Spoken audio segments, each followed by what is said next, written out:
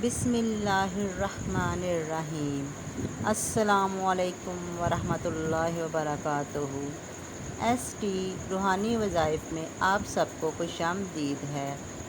امید کرتی ہوں آپ سب خیریت سے ہوں گے اور اللہ تعالیٰ سے یہی دعا ہے کہ اللہ تعالیٰ آپ کو ہمیشہ اپنے حفظ و امان میں رکھے، ہر پل ہر لمحہ اپنی سلامتی میں رکھے، اپنی حفاظت میں رکھے۔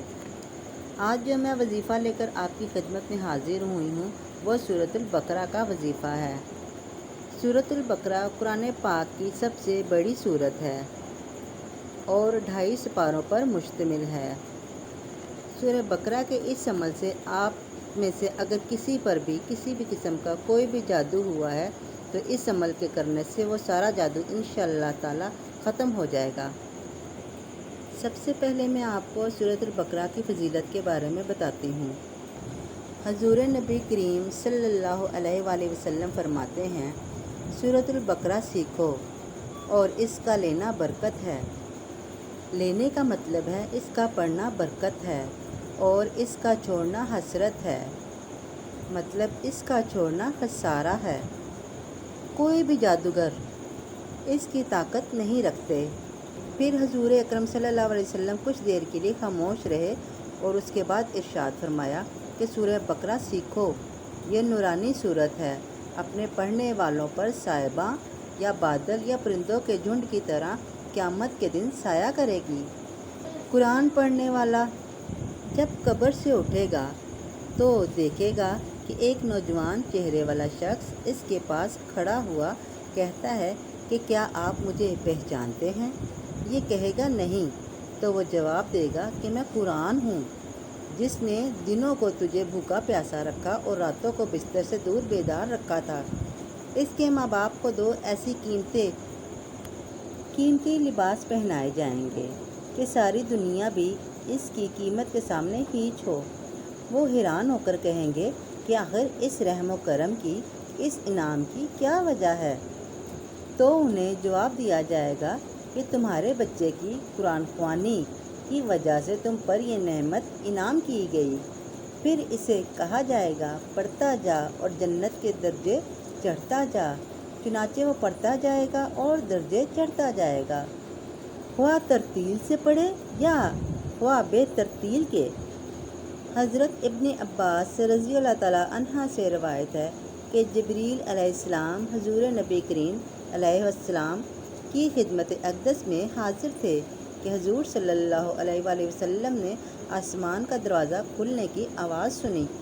آپ صلی اللہ علیہ وآلہ وسلم نے سر مبارک اٹھایا اور فرمایا، آسمان کا یہ دروازہ آج سے پہلے کبھی نہیں کھلا۔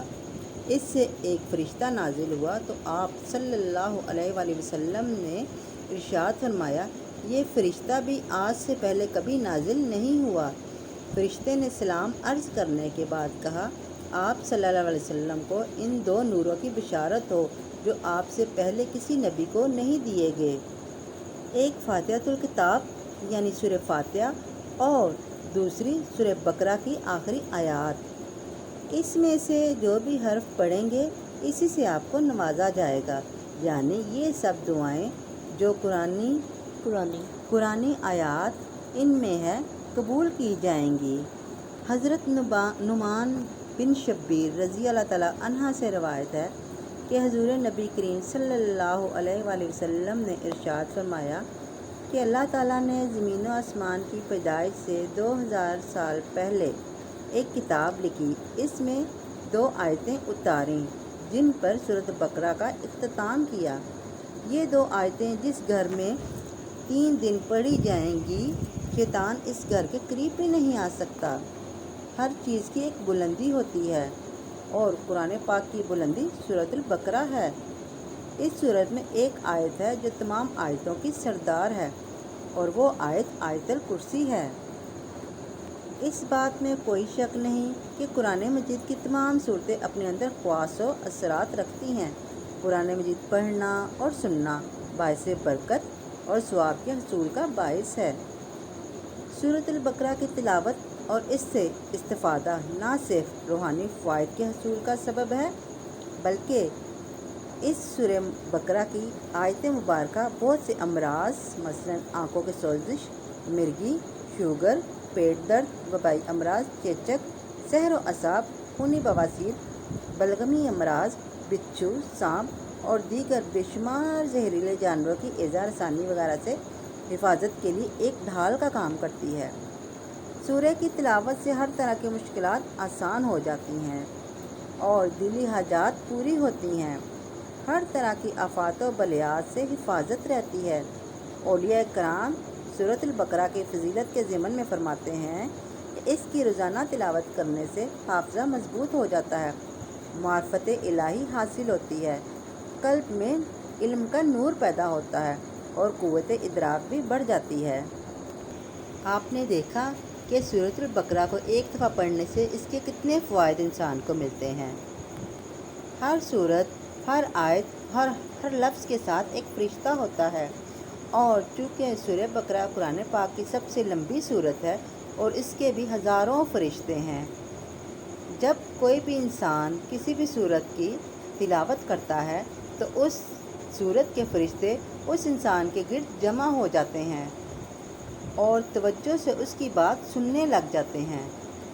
گو کہ وہ نورانی مخلوق ہے اور انسان اسے دیکھ نہیں سکتا، لیکن جب انسان تلاوت کرتا ہے کسی بھی کلام پاک کی، کسی بھی قرآن آیت کی، تو وہ فرشتے آ جاتے ہیں، وہ چاہے اللہ کا ایک نام ہی کیوں نہ ہو تو اس کا بھی فرشتہ سامنے آ جاتا ہے، اس کے پاس آ جاتا ہے۔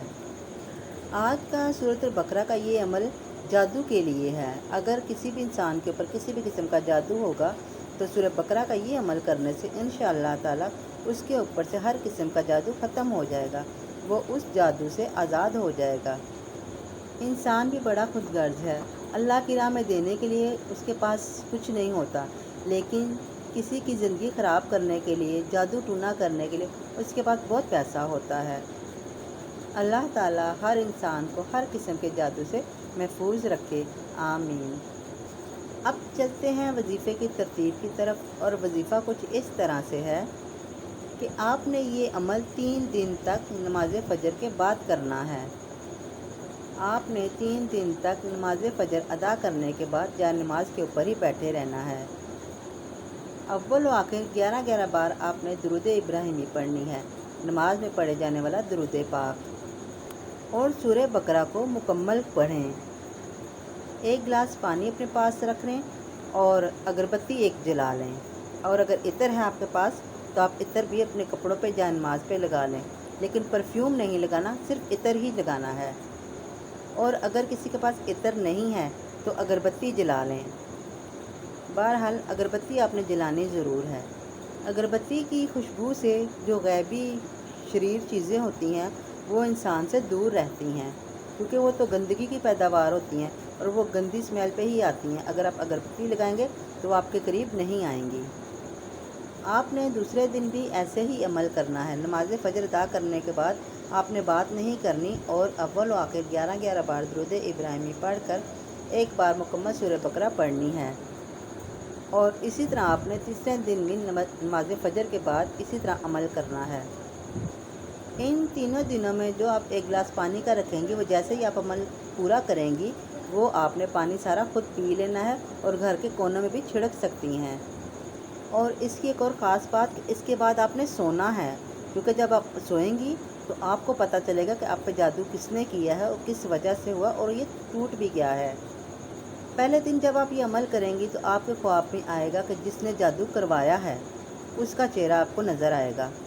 دوسرے دن جب یہ آپ عمل کریں گی تو جس انسان کی وجہ سے آپ پر جادو ہوا اس انسان کا چہرہ آپ کو اپنے خواب میں نظر آئے گا۔ اور تیسرے دن آپ جب یہ عمل کریں گی تو انشاءاللہ تعالیٰ آپ کا سارا جادو اللہ کے حکم سے ختم ہو جائے گا۔